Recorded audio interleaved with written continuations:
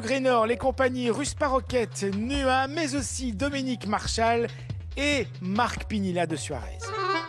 Un jour, je ne crois pas.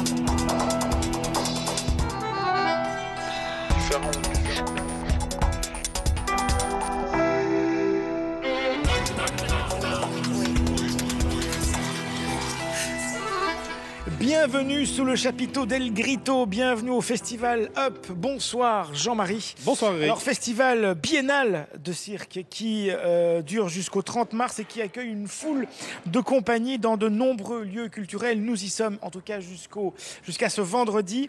Nous commençons cette émission ce soir avec une compagnie belge, la Russe Paroquette. C'est un trio qui est né à Bruxelles. On le sait, Bruxelles c'est vraiment une plaque tournante aujourd'hui des arts circassiens. Né de la rencontre entre un Belge, un Suisse et une Italienne. Leur spectacle s'intitule Games.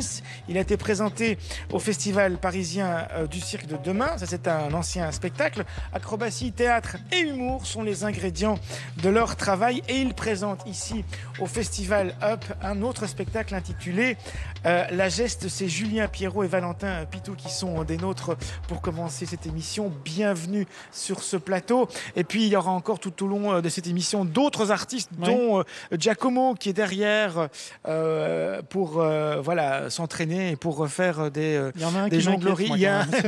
Avec sa faux. Oui, c'est Étienne. C'est Étienne. Mais bon, on va essayer de ne pas être trop distrait et pour parler de votre rencontre et de votre compagnie.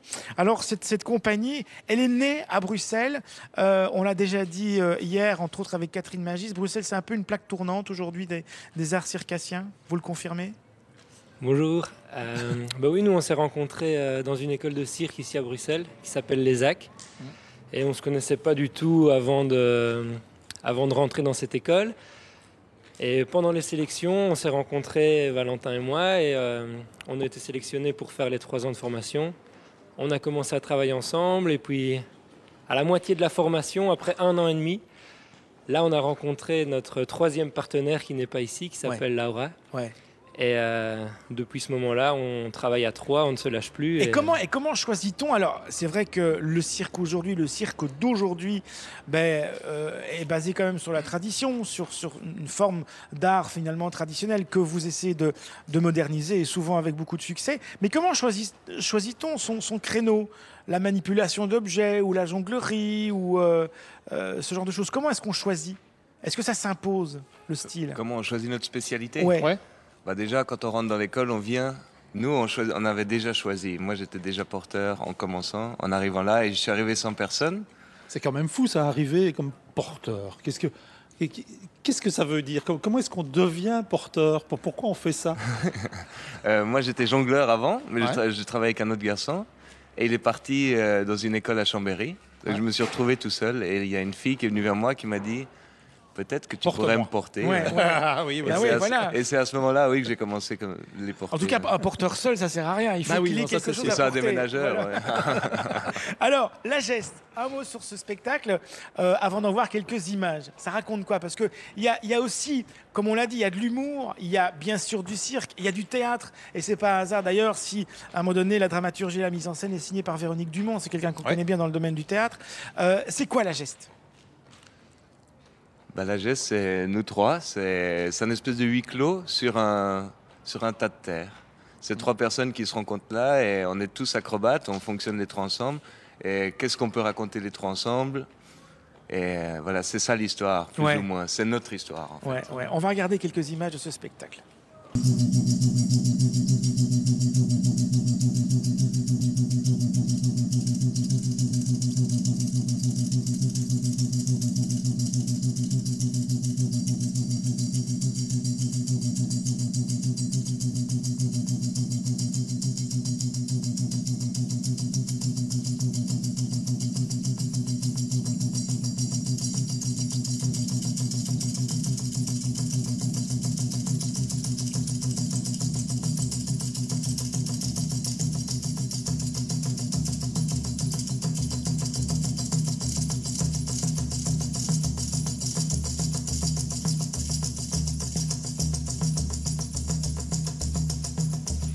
Voilà, Laura, Julien et Valentin, les Russes Paroquettes, avec ce spectacle La Geste, qui sera visible les 26 et 27 mars dans le cadre de ce festival Up au théâtre Varia. Trois personnages que vous incarnez avec votre troisième comparse Laura. 3 personnages sur un lopin de terre. C'est quoi? C'est une espèce de métaphore de l'humanité sur un bout de terre qui devient de plus en plus petit.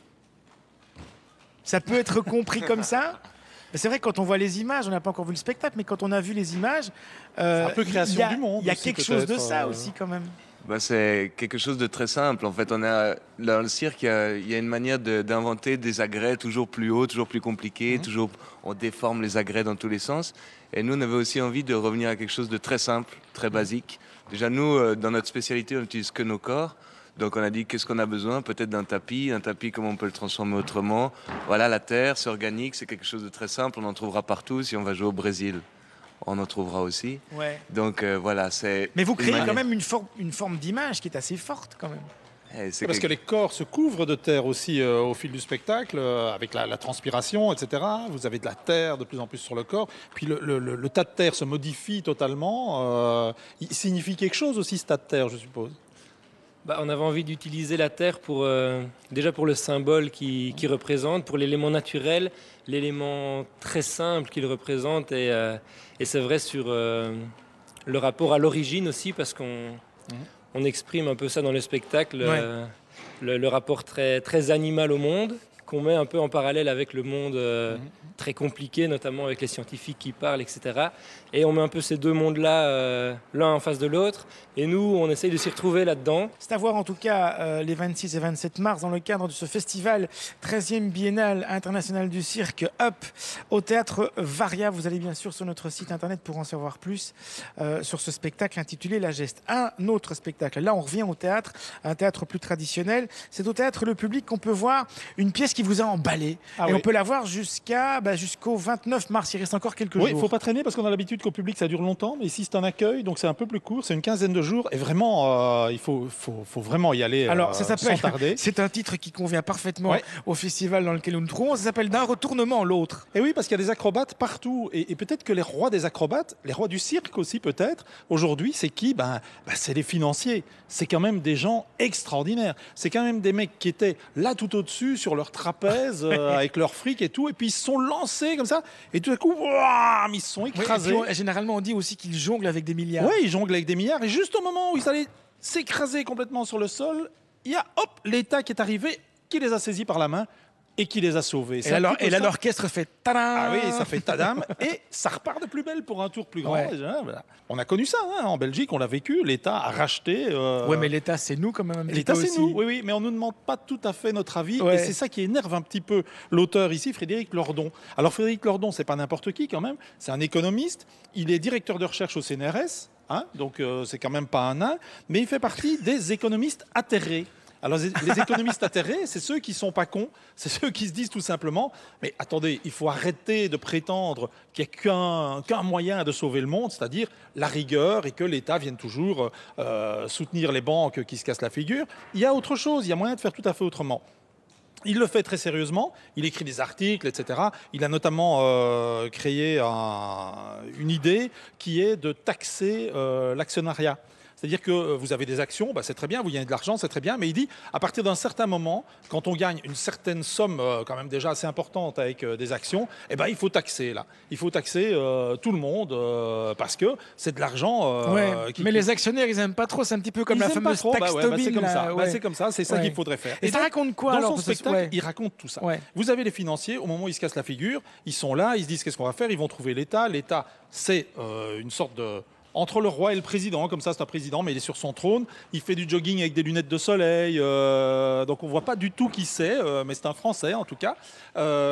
Et ils vont le convaincre très vite de les sauver. Et puis bien entendu, tout de suite après, ça va être la crise des États. Les États vont venir trouver les banquiers et dire on a besoin de votre aide, prêtez-nous un peu d'argent.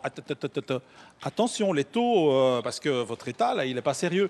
Et donc, l'argent que l'État leur a prêté, eux, ils vont le reprêter, mais avec des taux absolument faramineux. Et ils vont gagner encore plus de sous et nous en faire perdre encore plus. Et pourquoi ce spectacle est bien? Pourquoi Alors, il est formidable parce que d'abord, c'est la crise économique expliquée de manière très très claire à tout le monde. Ensuite, il y a une idée de génie, c'est qu'il a écrit ce spectacle totalement en alexandrin. Oui. Totalement en alexandrin. Et là, tout à coup...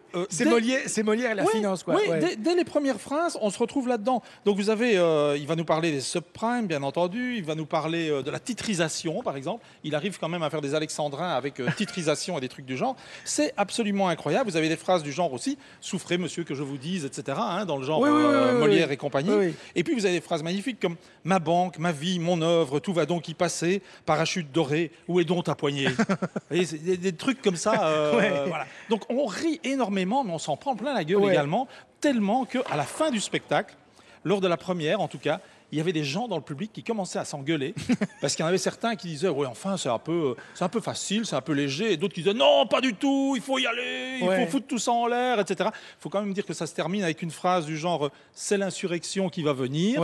Ça rappelle quand même des choses en France et ailleurs. Et puis ça se termine aussi avec tous les chants révolutionnaires, l'Internationale, Bandera Rossa, etc. en fond sonore. Donc c'est assez solide. Voilà, que l'on soit actionnaire ou pas, allons voir donc d'un retournement l'autre de Frédéric Lordon, c'est une mise en scène de Brigitte Mounier et Léla Nabulsi. C'est à voir au public jusqu'au 29 mars. Merci beaucoup Jean-Marie. Merci beaucoup aussi à Julien et à Valentin de nous avoir rendu visite. Nous allons poursuivre cette émission avec un autre invité qui va nous parler également de sa compagnie et également d'un spectacle qu'il présente dans le cadre de cette biennale de cirque. Il s'appelle Louis Sartori. Alors, sa compagnie s'appelle NUA, N-U-U-A. Elle présente Lento. Alors, NUA est basée en Finlande, figurez-vous. Elle est née de la rencontre entre Olli Vuorinen et Louis Sartori Doval, qui est brésilien et qui va nous rejoindre dans quelques instants. La spécialité de cette compagnie, eh bien, c'est la manipulation d'objets, dont les ballons, qui sont au centre de ce nouveau spectacle qui s'appelle donc Lento. Bonsoir Louis, bonsoir également à Juliette, bienvenue. Racontez-nous comment cette compagnie, la compagnie NUA, est née. Elle est née comment, cette compagnie? Bon, en fait, c'est une rencontre. Moi, je suis brésilien, mais j'habite en Finlande. Et c'est une rencontre, moi, avec un Finlandais qui habite en France. Alors, on va voir quelques images de Lento. Lento, c'est le spectacle que vous présentez ici dans le cadre du festival Up. Un petit mot sur Lento. Alors, comme on l'a dit, c'est une manipulation d'objets, mais pas n'importe quel objet. On travaille avec des ballons à l'hélium, mais pas juste physiquement. On fait un peu un voyage sur les côtés. Comment on dit? Un voyage poétique. Un voyage poétique. Plutôt. On regarde ces quelques images de Lento.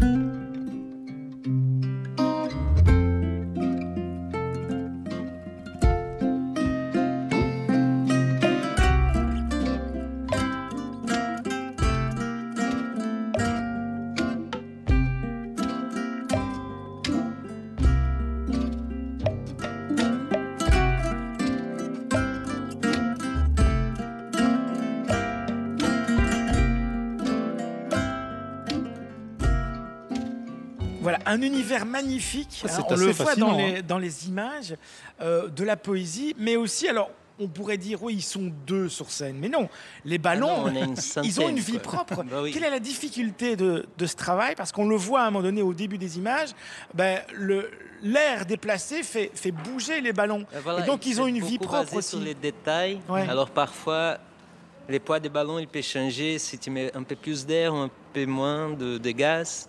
S'il y a du vent, s'il y a la température qui change, ou les poids des ficelles, tout ça, ça peut influencer. Il faut être fort en chimie, quoi. Voilà, aussi, quoi. Mais il faut être aussi très rapide parce que un ballon, une balle qu'on lance en l'air, si vous ratez votre jonglage, elle tombe par terre, on la ramasse. Un ballon gonflé à l'hélium, vous le ratez, il est parti, il est au plafond. C'est un peu les jeux avec les risques. Ouais. Parce que c'est les vrais risques, parce que si on les rate, ils vont pas retourner, quoi.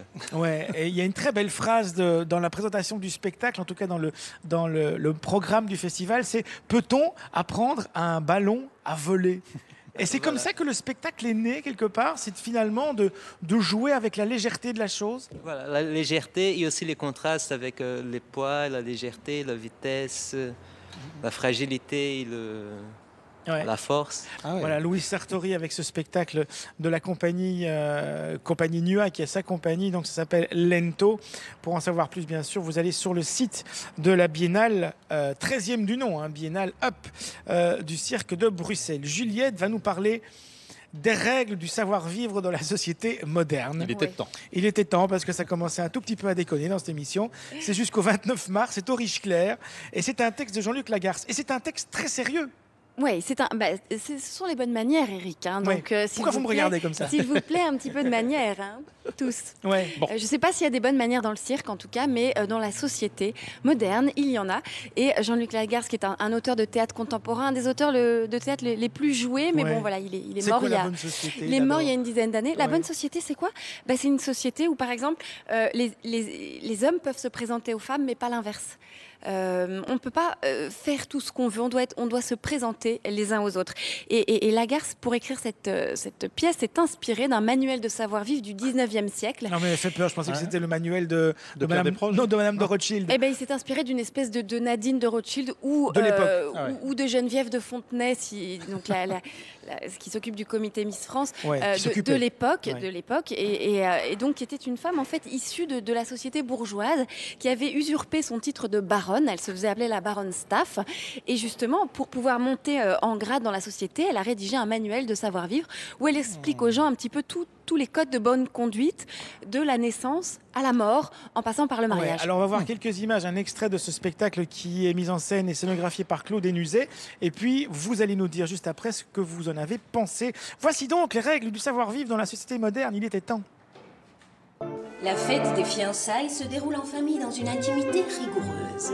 Les fiancés sont placés à côté l'un de l'autre, au milieu de la table, au milieu du plan de la table.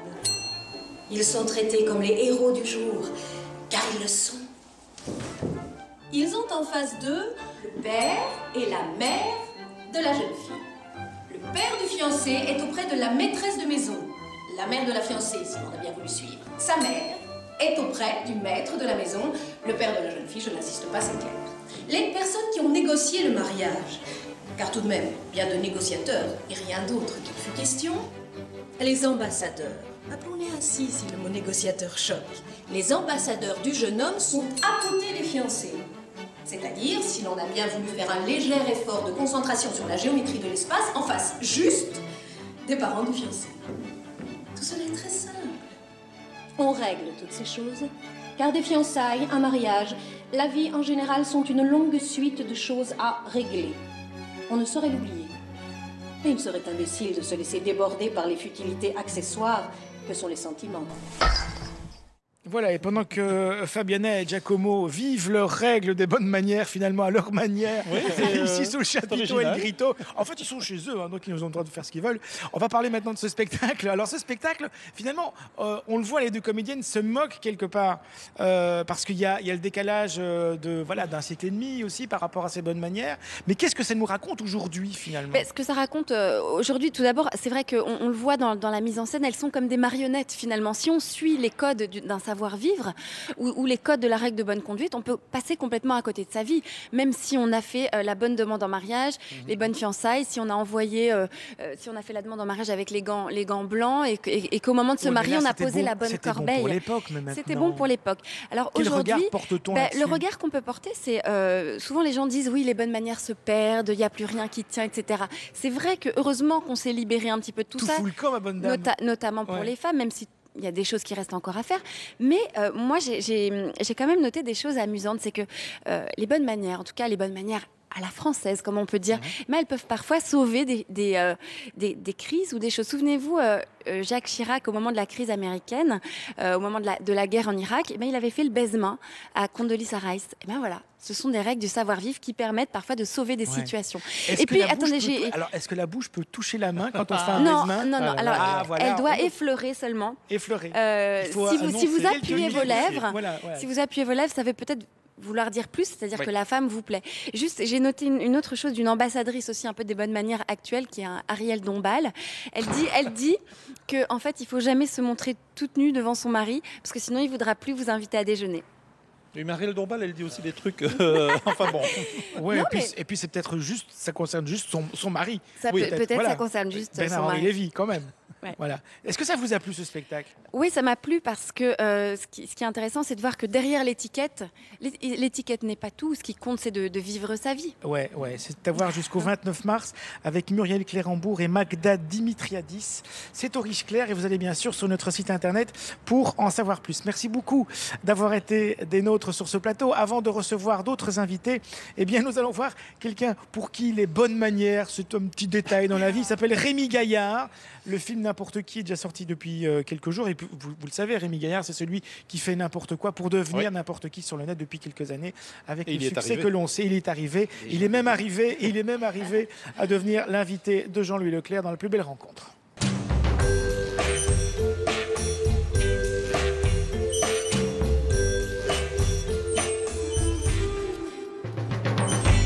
C'était un peu aussi la question que je voulais te poser philosophiquement.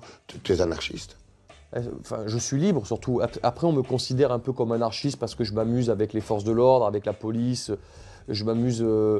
J'ai l'impression de faire ce que les gens aimeraient faire. Donc, quand je saute sur un flic déguisé en cow-boy pour faire un rodéo flic, ça les amuse peut-être.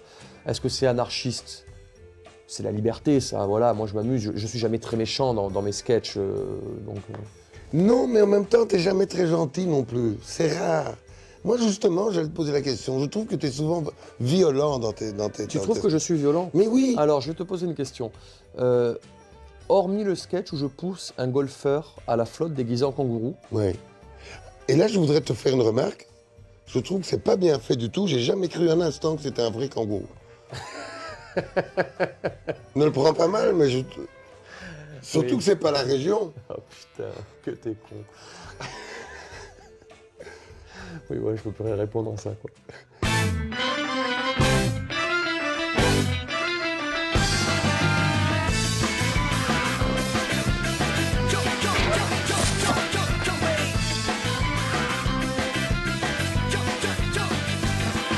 Je vais vous parler d'un monstre bizarre qui fait flipper sans cesse les vendeurs d'idées noires. D'un monstre rigolo, traqueur de mégalo, d'un monstre mélomane qui saute en rythme, yeah man. C'est l'histoire balade du kangourou nomade qui saute toujours plus haut pour piétiner les lèches fachos. Et c'est l'histoire balade du kangourou nomade, de sa feinte originale, écrasage intégral.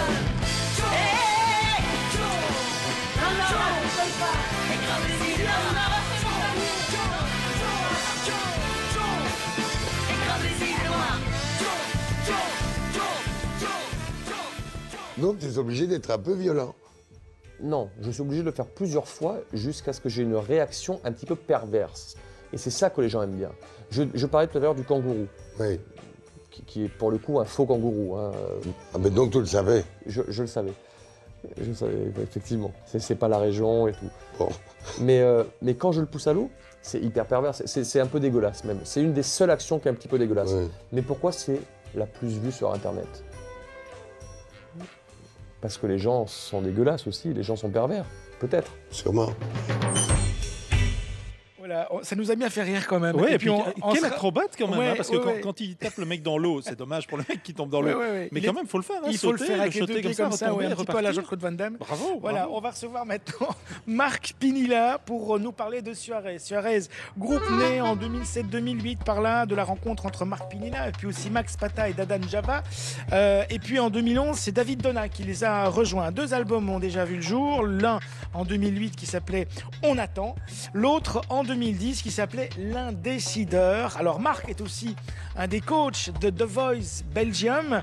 Le 3e album de Suarez vient donc à point nommé. Il vient de sortir sur le titre de En équilibre, où l'on retrouve des collaborations avec quelques beaux noms. Il y a Ben Mazué, il y a Antoine Hénault, et il y a aussi un texte signé par Jacques Duval. bienvenue sur le plateau, Bonjour. bienvenue au cirque. En équilibre. Marc Pinilla, en équilibre, c'est parfait pour ces missions. Bonsoir. Bonsoir. Barbara Abel. Justement, un mot sur ce titre, En équilibre, c'est le 3e album et je me dis, en équilibre, ça veut dire 2 choses. On peut être sur le fil, en équilibre entre 2 états, mais on peut être aussi les 2 pieds sur terre, en équilibre, comme peut-être le groupe aujourd'hui. C'est quoi ce titre ? C'est un peu ce que vous venez de résumer, c'est cette recherche d'équilibre, surtout dans les textes, on parle surtout d'amour, quoi, recherche d'équilibre en amour, et puis c'est aussi ce que vit Suarez, c'est l'équilibre entre la musique populaire d'une part et tenter de faire de la chanson de qualité aussi d'autre part, donc on est en équilibre entre 2 mondes aussi. Ouais, on va voir tout de suite un extrait. Alors, on a déjà quelques titres en tête, hein, bien sûr. Il y a Le temps de voir, qui est sorti quand même il y a déjà quelques mois, qui était ce duo avec Léonie. Il y a eu Souffle de délire, qui était le single qui annonçait l'album. Et aujourd'hui, bien sûr, il y a Au bord du gouffre. Voici quelques images. Elle approche la chute, et même nos pas chutent. Nous pourrons rien. Au bord du gouffre, nous allons faire un pas en souhaitant qu'en bas ce sera comme avant, qu'en bas seront morts en tombant, l'indifférent. Au bord du gouffre, nous allons faire un pas en avant, en avant. Au bord du gouffre, nous allons faire un pas en avant, en avant, en avant. Voilà, c'est le tube du moment, hein, Au bord du gouffre de Suarez. Marc Pinilla est avec nous. Forêt Nationale est annoncé. Voilà, c'est fait. C'est le 5 décembre prochain que vous serez à Forêt Nationale. Et puis avant ça, il y aura eu Couleur Café, il y aura eu Rebecque, il y aura eu le festival Wacolor à Wavre, il y aura Tournai, il y aura Incourt, il y aura Namur, Binge.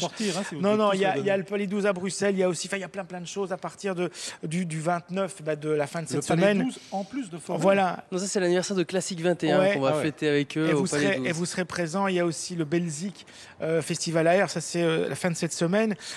L'équilibre aujourd'hui, il est entre quoi et quoi ? C'est vrai que j'ai l'impression que ce 3e album est assez différent finalement et dans la continuité des 2 premiers où il y a en effet votre apport musical et puis l'apport de vos camarades avec des moments. Alors il y a cette chanson, mais j'ai l'impression que l'album il est très très différent aussi. Il y a des choses très différentes. En fait, quand on fait un 3e album qui succède à un album qui a super bien marché, c'est pas évident, donc on essaie de trouver nos faiblesses et on essaye d'y remédier. Il s'avère que Suarez jusqu'à présent c'était effectivement de la chanson efficace, des mélodies efficaces, du groove efficace, et il y avait à mon sens quelques lacunes au niveau de l'écriture et on voulait faire plus de chansons. Ouais. Et faire un peu moins de musique finalement. Ouais. Et donc on a passé plus de temps à raconter des histoires qu'à chercher finalement cette mélodie universelle. Donc du coup ces collaborations aussi avec Ben Mazuet, donc on a appelé Jacques Duval. D'autres personnes, dont Jacques Duval qui est quand même un monument de la chanson en Belgique. Ce qui fait que ça nous a ouvert des portes et ça nous a permis de faire un album qui moi personnellement me correspondait plus là aujourd'hui à 33 ans et qui a envie de parler un peu d'équilibre et de faire le bilan sur ma vie peut-être sentimentale ou ce que vivent les trentenaires. Voilà. Mais justement, vous venez de le dire, donc l'album s'appelle En équilibre, ça parle d'amour. Comment est-ce qu'on trouve justement son équilibre quand on fait un métier comme le vôtre, où vous êtes quand même beaucoup sur les routes? Allez, allongez-vous dans le divan, Marc. Ah non, mais moi, je pense l'avoir trouvé. Je pense que voilà, il faut savoir mettre ses priorités.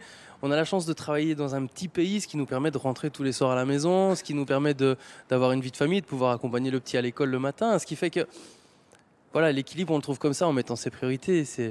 On fait son concert, mais on rentre à la maison après, on traîne pas trop et on ménage sa famille aussi. Et on mise pas tout sur la musique et sur les fêtes. Écrire aussi une chanson comme celle-ci, parce que c'est vrai que Au bord du gouffre, on l'entend partout, tout le monde l'a en tête, tout le monde la chantonne. Quand on écrit une chanson, on sent un moment, on se dit ah ouais, celle-là, ça va cartonner. Oui, je pense qu'on est d'abord euphorique et satisfait d'avoir fait une bonne chanson. Maintenant, effectivement, on connaît plus ou moins les règles des médias. Ils veulent quelque chose qui reste en tête, qui soit assez fluide à l'écoute. Et oui, après avoir été content d'avoir fait une bonne chanson, je pense qu'on se rend compte que peut-être les médias seront plus intéressés par celle-là plutôt qu'une autre. Le 27 septembre dernier, c'était la fête de la communauté française, c'était la grande fête aussi sur la Grand Place. Il y avait 4 vedettes, il y avait Puggy, il y avait Stromae, il y avait Soul et il y avait vous. Vous faites partie finalement des 4 groupes de la francophonie. Le carré gagnant. Oui, c'est vraiment c'est exactement ça. Et quid de l'étranger aujourd'hui, quid de la France, quid parce qu'on sait par exemple Stromae lui maintenant c'est parti dans le monde entier. Comment Suarez négocie cette partie-là? On a fait des tentatives sur le premier, sur le deuxième album, ça n'a jamais matché avec les Français pour le coup. Vous l'expliquez comment? Je l'explique comment, mais peut-être qu'on n'était juste pas prêts, on n'avait pas un projet complet, abouti, qui correspond au public français. Je pense que la simple musique efficace qui passe à la radio, ça reste que de la simple musique efficace qui passe à la radio. Et on voulait un truc avec un peu plus de contenu, avec une vraie identité, où on assume nos têtes, où on assume l'image de Suarez, ce côté multiculturel, et aussi où on fait des chansons et où on raconte des choses dans ces chansons. Est-ce que vous n'auriez pas dû aussi peut-être faire un clip où vous étiez un peu bourré, place Louise, peut-être et que là vous auriez peut-être fait le buzz? Non, mais c'est vrai aussi qu'aujourd'hui, faire de la musique, c'est aussi communiquer. Est-ce que c'est un métier de plus en plus difficile? C'est pas difficile, c'est d'autres challenges. Je sais pas si vous avez vu un bout du clip là. Et qui est très drôle. Oui, on a tenté de mettre un peu d'humour. La chanson s'arrête. C'est un peu d'autodérision et c'est de présenter les choses autrement et avec un peu moins de sérieux finalement et un peu moins ce côté conventionnel qu'on a connu ces 10 dernières années finalement dans les clips. En même temps, vous semblez très... vous analysez comme ça le travail du groupe de manière très posée, très équilibrée. C'est pas courant ça quand même de pouvoir regarder derrière. Vous disiez, une chanson qui passe à la radio, c'est jamais qu'une chanson qui passe à la radio. Qu'est-ce qui vous a donné ce déclic? Qu'est-ce qui fait les échecs, je pense que les échecs font partie justement de cette prise de conscience qu'on a aussi nos faiblesses, même si en Belgique ça fonctionne super bien, même si les salles se remplissent. Je pense qu'il est nécessaire pour un artiste de se remettre en question et de prendre du recul par rapport à son travail. Et la France, justement, qui nous a pas remballé, mais où on a vraiment pris conscience qu'on n'était pas encore les bienvenus à ce moment-là. Mais ça fait qu'on se remet en question et qu'on essaie d'évoluer et de faire d'autres choses. Ça va changer. Voilà, Au bord du gouffre, c'est le titre qui marche pour l'instant et qu'on entend partout. L'album s'appelle En équilibre. C'est le 3e album du groupe Suarez qui sera en concert un peu partout. Vous allez bien sûr sur notre site internet, mais retenez cette date. Le 5 décembre, c'est la veille de Saint-Nicolas. Ce sera Forêt Nationale avec bien sûr le groupe sur scène. On va parler de théâtre avec Barbara. On va aller au Théâtre des Galeries. Nous y serons bientôt au Théâtre des Galeries qui fête un grand anniversaire. J'ai repéré les lieux. Voilà, vous avez repéré les lieux pour nous. Il joue pour l'instant 8 femmes. Alors 8 femmes, on a tendance à l'oublier. Il y a eu le film d'Ozon, mais le film était inspiré d'une pièce, de Robert Thomas. Voilà, une pièce de Robert Thomas qui a été écrite dans les années 50. C'est une comédie policière. Alors, en 2 mots, ça se passe dans une grande maison bourgeoise complètement isolée en race campagne, d'autant plus isolée que dehors il neige, c'est la veille de Noël, et on retrouve le maître de maison assassiné dans son lit, un couteau planté dans le dos. Le problème, c'est que personne n'a pu ni sortir ni rentrer dans la propriété, et donc non seulement le meurtrier est toujours dans les lieux, mais qu'en plus, le meurtrier est une meurtrière, parce que c'est forcément une des 8 femmes qui était présente dans la maison. Il y a un petit côté Agatha Christie dans cette pièce. On se souvient du film, mais il y a aussi aujourd'hui 8 comédiennes belges qui jouent ce texte de Robert Thomas. Voici le teaser de la pièce.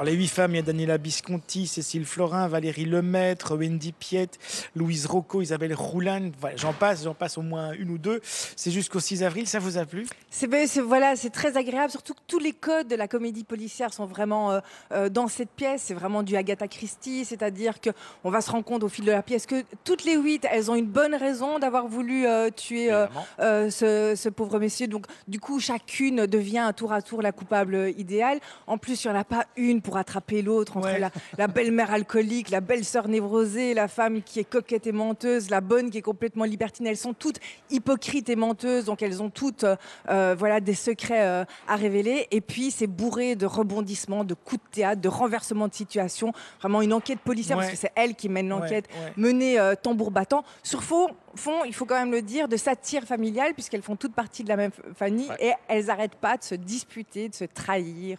Enfin voilà, c'est très agréable. Voilà, vive les familles, famille je vous aime, famille je vous hais. C'est jusqu'au 6 avril, 8 femmes de Robert Thomas. C'est une mise en scène de Fabrice Gardin. Merci beaucoup Marc Pinilla d'avoir été des nôtres. Longue vie à cet album en équilibre. Et puis je le rappelle, Forêt Nationale, ce sera pour le 5 décembre prochain. Et puis on vous retrouve évidemment dans The Voice bien régulièrement sur les antennes de la RTBF. On va maintenant accueillir un personnage, une personnalité totalement hors du commun. Elle s'appelle Dominique Marchal. Elle est belge, elle est non-bouddhiste. Elle a été ordonnée il y a quelques années par le Dalai Lama lui-même. C'était sa volonté à elle d'ailleurs. Après avoir eu une vie, on va dire aux antipodes de son chemin actuel. Une sacrée vie. Elle a été aventurière, elle a été pilote d'avion, elle a été alpiniste, elle a été adepte de voile. D'ailleurs, elle a flirté avec le danger, avec la guerre. Elle s'est mariée plusieurs fois. Elle a vu, voilà, exactement. Elle aime la vitesse, elle aime le danger. Elle a eu une vie plutôt bien remplie. C'est une vie qu'elle nous raconte dans un livre tout simplement intitulé L'envol du silence. C'est chez Nil Éditions. Dominique Marchal, voici le livre où vous racontez cette vie incroyable. Bonsoir, bienvenue sur ce plateau. On ne va pas rentrer dans le détail de cette vie parce que c'est une vie d'aventure, c'est une vie où vous avez connu tous les continents, où vous avez connu finalement aussi une jeunesse assez dorée. Et on a l'impression que ce parcours, jusqu'à aujourd'hui, où vous êtes sur ce plateau pour nous présenter ce livre, c'est une forme de parcours de dépouillement pour ne garder que l'essentiel. Alors, c'est quoi l'essentiel aujourd'hui ? Mais l'essentiel, c'est apprendre à considérer ce qui nous entoure de manière telle que l'on soit heureux. Parce que, une chose très simple, on ne peut rien changer à ce qui nous entoure, mais on peut toujours travailler sur notre manière de le percevoir. Donc l'essentiel, c'est ça, c'est avoir un esprit qui est tourné vers le bonheur. Alors, la question bateau, évidemment, vous avez connu toutes les joies, vous avez connu les dangers, vous avez connu les débordements aussi, l'amour physique, vous en parlez. Le confort. Exactement, le confort. Qu'est-ce qui vous manque de tout ça ? Rien. Aujourd'hui. Rien. Franco, rien. Je suis mieux aujourd'hui que je ne l'ai jamais été. Mais si en sortant d'ici, on vous propose, tiens, j'ai ma Porsche, on va faire un petit tour, vous aurez envie de conduire ? Je me ferai mal au dos en rentrant dedans et envie de conduire. Non, j'ai eu une Porsche. Non, c'est vraiment... Si en sortant d'ici, on me dit, voilà, tu as gagné le gros lot et tu peux construire la clinique de tes rêves à Katmandou, je saute dessus. Mais moi, la Porsche m'intéresse très, très peu. Ce qui est aussi étonnant quand on lit votre livre, c'est qu'on se rend compte que, voilà, enfant et adolescente, vous avez été quand même assez contre toutes les règles qu'on vous imposait dans votre famille, à l'école, Vous étiez une révoltée, hein. Une rebelle, carrément une rebelle. Et aujourd'hui, vous êtes comme, voilà, votre style de vie est quand même assez emprisonné, donc quand même dans certaines règles. Ah non, pas du tout. Alors là, justement, la prise de vœux n'est pas du tout une contrainte, c'est une libération. J'ai pris des vœux à 63 ans, j'aurais pas été capable de les prendre à 30 ans, mais c'est une libération parce que on se débarrasse de toutes sortes de choses qui étaient, pour moi, encombrantes. Le souci de plaire, le vêtement, les cheveux, toutes sortes de trucs qui m'encombraient. Et ce qui ne veut pas dire qu'il ne soit pas possible pour quelqu'un de parfaitement laïque et de très beau et de très bien présenté de parcourir le chemin du Dharma. Moi, c'était... C'est la séduction que vous avez abandonnée. Oui. Et quand on abandonne la séduction, ça donne une sérénité, une liberté de rapport avec les autres, quel que soit leur sexe, qui est absolument fabuleuse. On va essayer, Jean-Marie. Oui, on va essayer. Moi, j'ai commencé. On va faire notre petit possible. Moi, ce que je me dis, c'est quoi aujourd'hui votre vie ? C'est quoi la vie d'une non-bouddhiste ? Je suis encore très très loin d'avoir la vie que je voudrais avoir, mais j'essaye. Donc ma vie, elle est composée, il y a quelques heures de pratiques religieuses qui sont des lectures de textes, etc. J'essaye de continuer à écrire. Et puis il y a tout le reste que j'essaye de faire dans l'optique de ma condition, qui est m'occuper de mes fils, m'occuper de mes petits-enfants, voir ma famille, voir mes amis. Les rapports avec les autres sont extrêmement importants aussi. Ouais. Mais les autres, ils ont chacun leur vie aussi. Oui. Voilà, vous dites voir mes amis, par exemple. Tous vos amis ne sont pas bouddhistes, je suppose. Donc, comment est-ce qu'on vit par rapport à ça, par rapport au monde qui continue, lui, à fonctionner, quand soi-même, on s'est dit à un moment... Stop avec tout ça, je vais vivre autrement. On ne peut pas bazarder d'un seul coup toute sa vie passée. Non, mais cette libération par les vœux fait que les rapports avec les autres deviennent de plus en plus simples et de plus en plus faciles. J'ai des rapports merveilleux avec mes amis. Bon, je ne demande absolument pas aux gens, parce que je suis là, de changer d'attitude, etc. Mais mes rapports avec les autres sont, je crois, beaucoup plus harmonieux qu'ils ne l'ont jamais été. Alors, c'est vrai que vous avez été jusqu'au bout de vos convictions, jusqu'au bout de ce chemin que vous vous êtes fixé à un moment donné de votre vie. Il y a eu des rencontres, il y a eu des aventures aussi, notamment au Népal, etc. Jusqu'à cette ordonnation. Qu'est-ce que vous pensez, quel regard portez-vous sur cette mode aussi du New Age, de certaines valeurs du bouddhisme qui sont, on va dire, un peu détournées pour transformer ça en une espèce d'hygiène de vie aujourd'hui dans un monde qui est de plus en plus pollué et complètement stressé. Quel regard portez-vous sur finalement ces gens qui font la moitié du chemin quelque part ? Ah, mais je trouve que c'est déjà fantastique d'en faire ne fût-ce que le quart. Cette mode, elle est formidable parce que les gens, parce que c'est la mode, vont méditer et en méditant, ils vont se faire un bien énorme. Donc pour moi, cette mode, tant mieux qu'elle continue. Parce que même si les gens ont des motifs un peu superficiels, oui, c'est dans l'air du temps, etc., le fait qu'ils pratiquent certaines de ces activités leur fera un bien énorme. Donc bravo. Ouais. Et vous, c'est quoi le chemin maintenant ? Parce que vous dites, vous avez fait une partie, mais vous n'êtes pas au bout. Vous voudriez quoi ? Oh, je voudrais arriver à être beaucoup plus concentrée, beaucoup moins paresseuse, beaucoup plus disciplinée. Ah, mais ça, c'est tout le monde veut ça, non ? À méditer beaucoup plus longtemps, bah oui. Mais bon, j'ai 69 ans. Heureusement que je sais qu'il y a beaucoup de vie après, parce que sinon je serais un peu inquiète. L'envol du silence, c'est le parcours assez exceptionnel et assez atypique. Déjà, c'est un parcours atypique simplement pour la première partie de votre vie, puisque vous avez quand même été pilote d'avion à une époque où on ne pouvait pas l'être quand on était une femme. En tout cas, ça ne se faisait pas. C'est une préface de Mathieu Ricard, c'est chez Nil Éditions. Et voilà, c'est un parcours de vie assez exemplaire qui aboutit aujourd'hui à votre état, votre statut. Merci beaucoup d'avoir été sur ce plateau. Demain, on se retrouve ici dans le chapiteau El Grito, qui est survolé, évidemment. Ouais, on vient vous chercher. On est ici au parc Victoria, à Kuckelberg, en pleine nature, si je puis dire.